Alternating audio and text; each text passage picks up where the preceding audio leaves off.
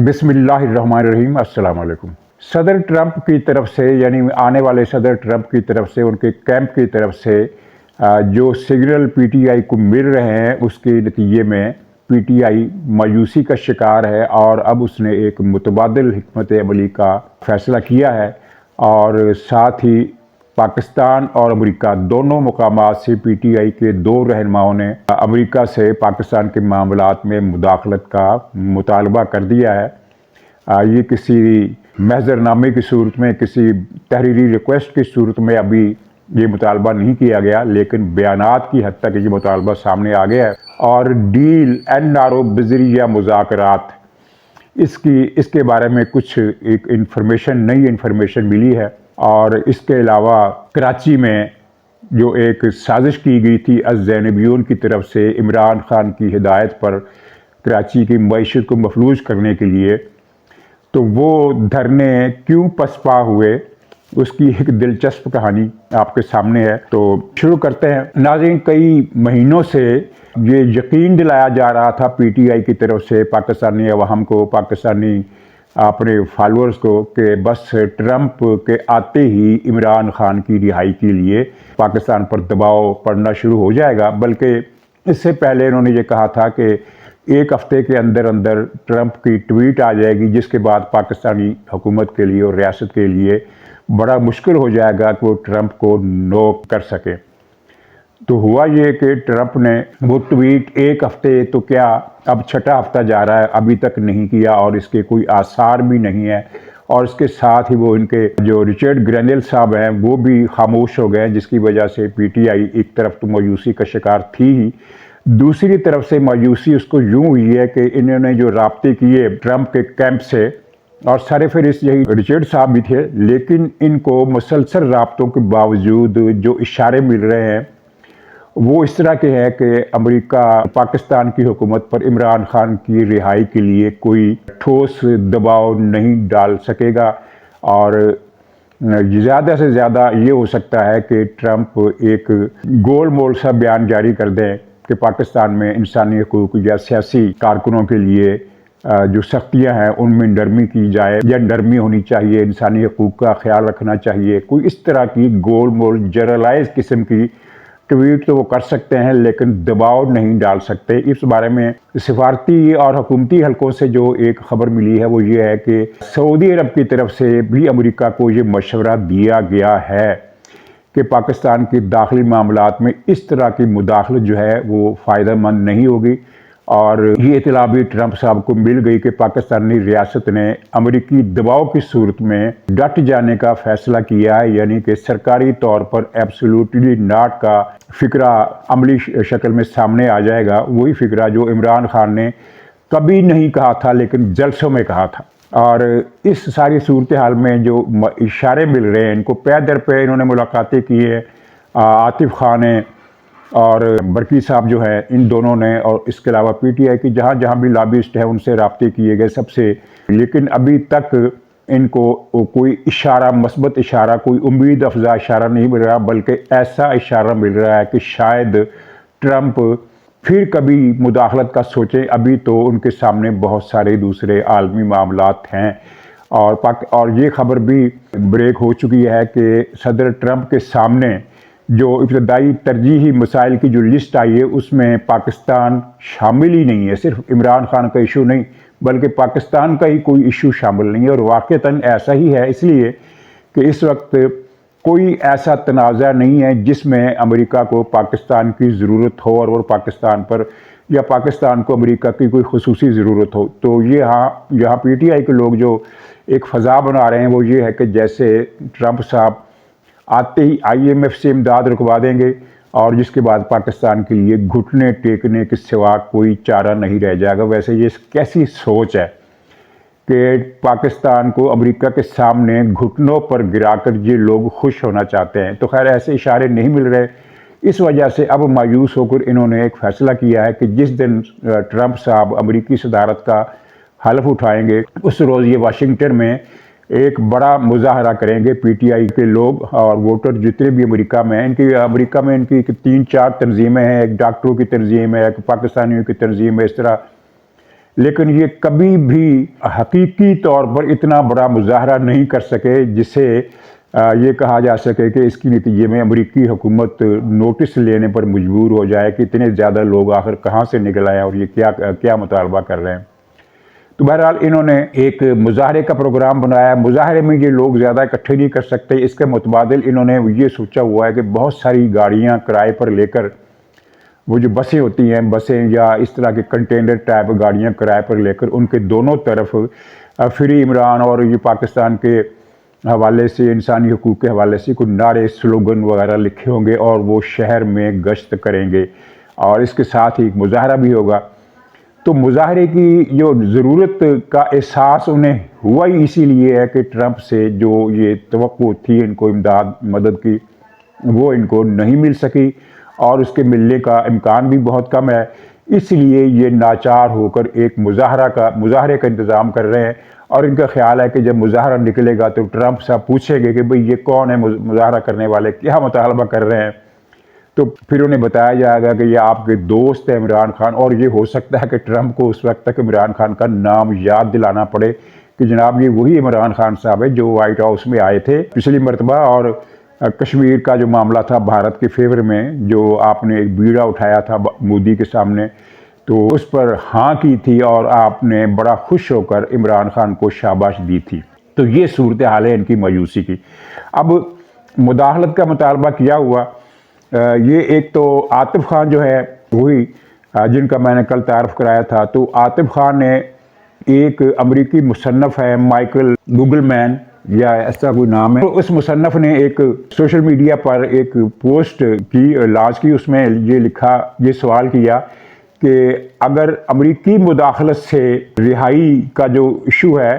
اس بارے میں عمران خان کی کیا رائے ہے۔ میں یہ جاننا چاہتا ہوں کہ امریکی مداخلت کے ذریعے رہائی پانے کا جو معاملہ ہے اس کے بارے میں مائیکل گوگل مین صاحب نے یہ کہا کہ میں اس سوال کا جواب جاننا چاہتا ہوں۔ تو اس پر عاطف خان نے اس کا جواب دیا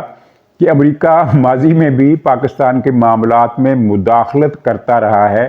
تو یہ ایک اچھا مقصد ہے، اس کے لیے بھی مداخلت کی جا سکتی ہے۔ یہ گویا حسن طلب ہے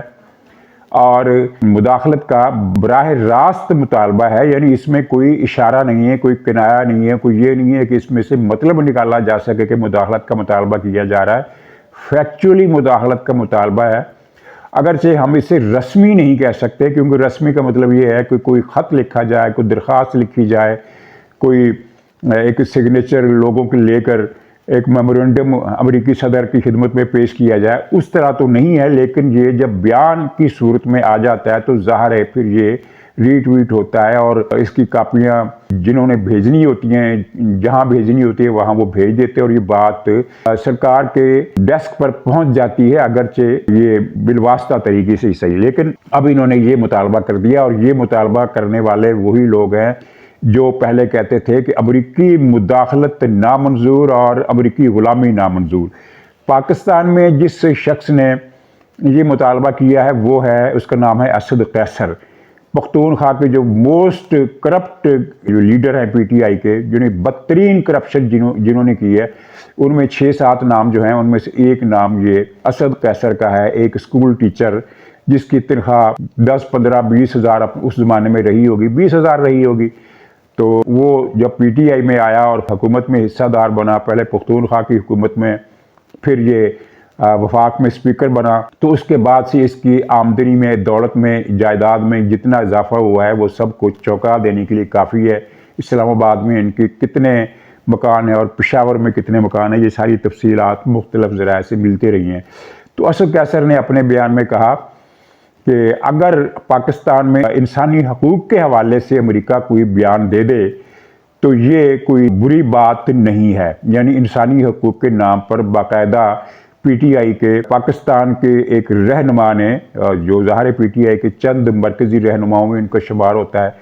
تو اور یہ اس مذاکراتی کمیٹی میں بھی شامل ہے جو حکومت سے مذاکرات کرنے والی ہے، تو ان کی طرف سے بھی امریکی مداخلت کا مطالبہ آ گیا ہے۔ گویا کہ جو وہی کہانی کی جو مایوسی کی جو فضا ایک بن گئی ہے پی ٹی آئی کے اندر کہ امریکہ کی طرف سے پتہ نہیں کوئی مدد آئے گی یا نہیں آئے گی، تو اب انہوں نے دوسرے طریقے سے ہاتھ پاؤں مارنا شروع کر دیے ہیں۔ नाज़रीन, मुज़ाकरात कल से शुरू हो रहे हैं और इसमें इस मरतबा PTI की तरफ से ऐलान किया गया कि हमारी तरफ से जो मुज़ाकराती कमेटी बनाई गई थी उसके सारे अरकान इस मुज़ाकरात में शरीक होंगे। पिछली मरतबा जो इब्तदाई दौर हुआ था जिसमें सिर्फ मुज़ाकरात करने पर इत्तेफाक किया गया था, उसमें PTI के सिर्फ 3 लीडर शरीक हुए थे, जबकि हुकूमत की तरफ से सारे लोग मौजूद थे। तो इन मुज़ाकरात में क्या होगा, ये खबरें तो आपने सबने पढ़ ली है, लेकिन जो अंदरूनी खबर मिली है वो ये इस कन्फ्यूजन के बारे में है कि इमरान खान के बयानात कुछ और होते हैं, मुज़ाकराती कमेटी या सियासतदानों के मुज़ाकरात कुछ और होते हैं, और आखिर क्या वजह है कि PTI ने अपने सारे मुतालबात सरेंडर कर दिए, सिर्फ रिहाई का मामला और कमीशन का मामला रखा है। तो पता ये चला है, अंदर की बात जो पता चली है कि इमरान खान ने PTI के लीडरों से उस वक्त कह दिया था कि आपने सख्त मुतालबात वो विदड्रा कर लेने, क्योंकि इस सूरत में मुज़ाकरात कामयाब नहीं होंगे। ये इमरान खान ने कहा, किसी और ने नहीं कहा।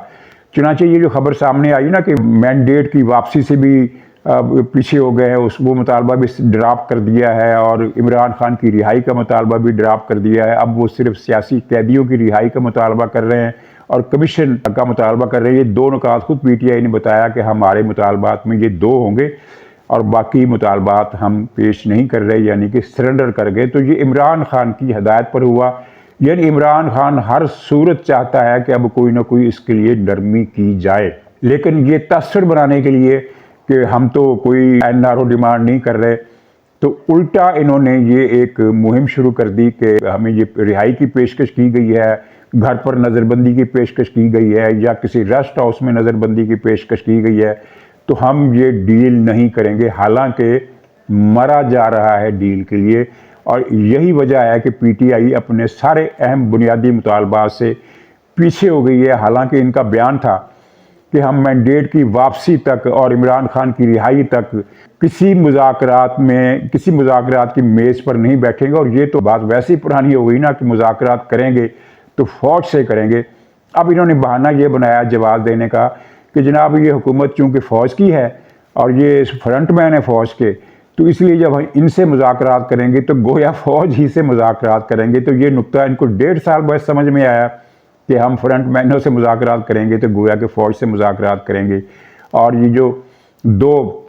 मरकज़ी मुतालबात हैं उनसे विदड्रा होने की कहानी ये है, यही है जो मैंने बता दी। इमरान खान का ख्याल है कि मुज़ाकरात कामयाब हो जाएंगे और एक बुनियाद बन जाएगी, उसके बाद फिर अगले मरहले का सोचा जाएगा। फिर सिविल नाफरमानी जिसको ये जो काल है वो दी गई है, लेकिन इस पर अभी ज़ोर नहीं दिया जा रहा, और दूसरी चीज़ें बाद में हम करेंगे। तो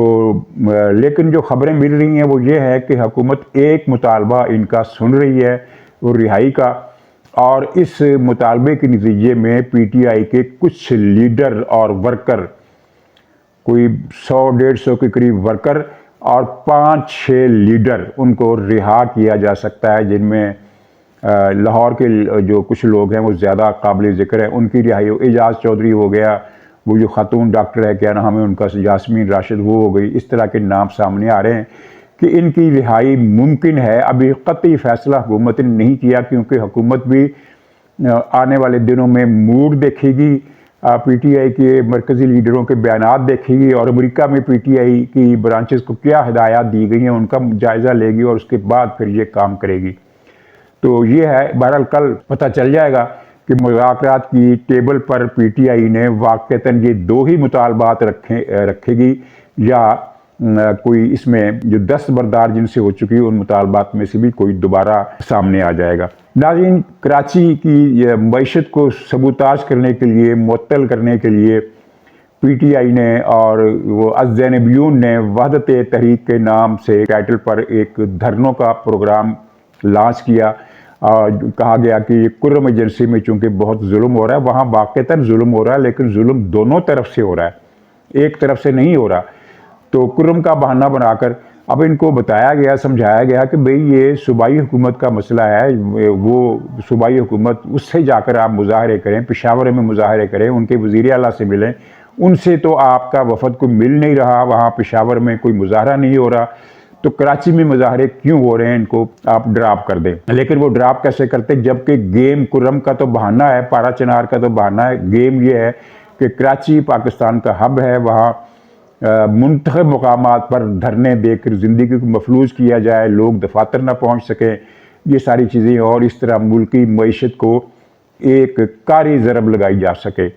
تو حکومت نے بہت کوشش کی ان کو سمجھانے کی، لیکن یہ نہیں باز آئے، اور پھر اتفاق دیکھیے کہ کئی دن سے 5-6 دن سے کراچی میں زندگی متاثر ہو رہی ہے، لوگ تنگ ہیں، اور وہ سارے کام ہو رہے ہیں جو پی ٹی آئی اور اس طرح کے ZNB طرح کے لوگوں کے سے وابستہ ہیں کہ یہ کس طرح عوامی زندگی کو تباہ کر کے اپنے مقصد حاصل کرنا چاہتے ہیں۔ وہ ان کو سمجھایا گیا لیکن یہ سمجھ میں نہیں آیا ان کے۔ تو پھر کل وہ جو ایک تنظیم ہے، تنظیم اہل سنت والجماعت، جس کے بارے میں یہ کہا جاتا ہے کہ یہ سپاہ صحابہ کے ہی کا دوسرا گروپ ہے، تو اس نے کہا کہ ہم اگر یہ دھرنے دیں گے تو ہم بھی پھر دھرنے دیں گے، اور انہوں نے 11 مقامات پر دھرنے دیے ہیں، تو ہم 60 مقامات پر دھرنے دیں گے۔ اور کل انہوں نے اپنے اس اعلان پر عمل بھی کر دیا، اور 60 مقامات پر تو نہیں دیے انہوں نے دھرنے، لیکن پہلے مرحلے میں انہوں نے کوئی 8-10 مقامات پر یا شاید 9 مقامات پر دھرنے شروع کر دیے۔ اچھا، اب ان کے اس اعلان کا یعنی نتیجہ کیا نکلا؟ نفسیاتی دباؤ پڑا ZNB والوں پر،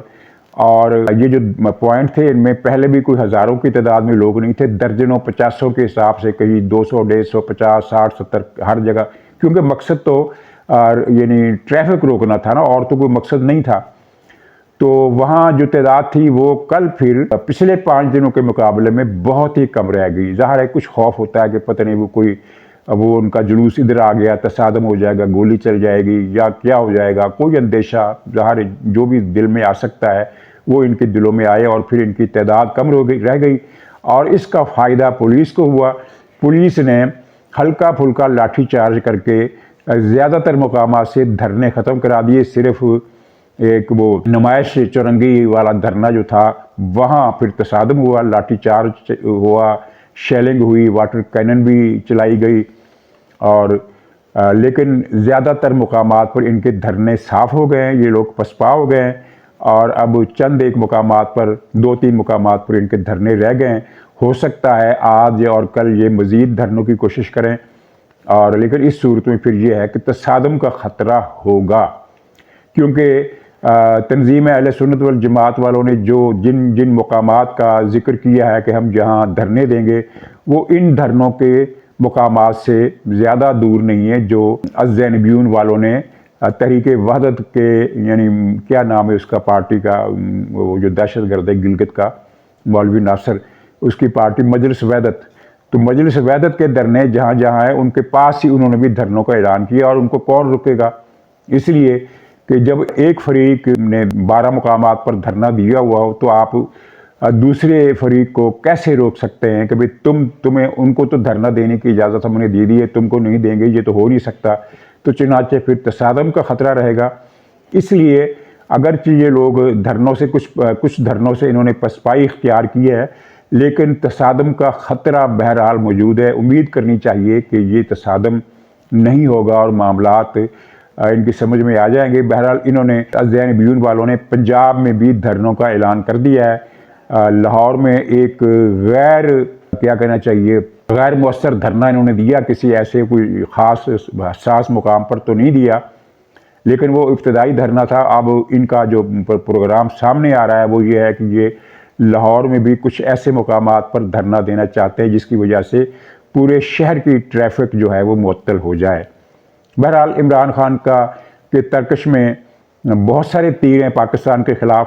تو ان میں سے ایک تیر یہ بھی ہے، یہ بھی چلا کر دیکھ لے۔ پچھلا سال جو گزرا، اصولاً مجھے نئے سال کی مبارکباد دینی چاہیے، لیکن مبارکباد دینا آسان نہیں ہے کیونکہ پاکستان کے حالات اتنے اچھے بھی نہیں ہیں کہ مبارکیں دی جائیں۔ تو نئے سال میں ہم یہ کہہ سکتے ہیں کہ پچھلے 1 سال میں PTI نے پاکستان کے خلاف جتنی بھی سازشیں کی، پاکستان کی معیشت کو مفلوج کرنے کے لیے، سڑکوں پر خانہ جنگی کے لیے، جلاؤ گھیراؤ کی تحریک کے لیے ان گنت اعلانات کے باوجود وہ ان میں کسی مقصد میں کامیاب نہیں ہو سکی۔ 24 کو انہیں اس حوالے سے کچھ کامیابی ملی کہ 2 لاشیں وہاں ڈی چوک کے پاس گر گئیں، اور ان کو جتنی لاشیں چاہیے تھیں اتنی نہیں ملی۔ اس کمی کو پورا کرنے کے لیے انہوں نے 12 लाशों का एक ड्रामा खेला है। तो ये एक जुज़वी किस्म की कामयाबी, लेकिन इस जुज़वी कामयाबी के इवज़ इन्हें जो बड़ा नुकसान हुआ वो ये था कि पीटीआई की वो जो एक मिथ बनी हुई थी कि ये पता नहीं अब 2014 के धरने की तारीख दोहरा देंगे, वो मिथ टूट गई है और पीटीआई के कारकुनों की मायूसी जो है वो इस पार्टी के लिए कमर तोड़ एक हथियार साबित हुई है। तो नाज़रीन, इजाज़त दीजिए, इंशाअल्लाह ताला कल फिर मुलाकात होगी। तब तक के लिए इजाज़त, खुदा हाफिज़।